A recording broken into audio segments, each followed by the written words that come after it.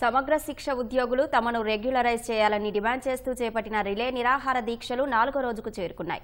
నిజామాబాద్లో సమగ్ర శిక్ష ఉద్యోగులు దీక్షా శిబిరం నుంచి పాదయాత్రగా కొత్త బస్టాండ్ వరకు వెళ్లారు. అనంతరం మానవహారం నిర్వహించి నిరసన తెలిపారు.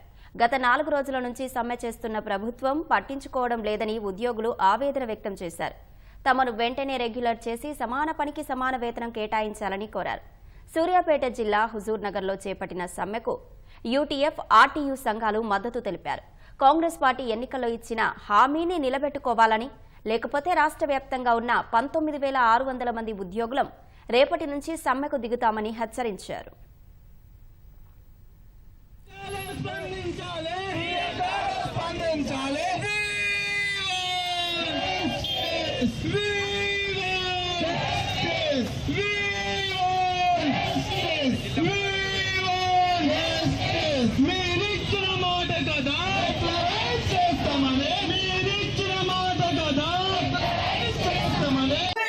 Yes,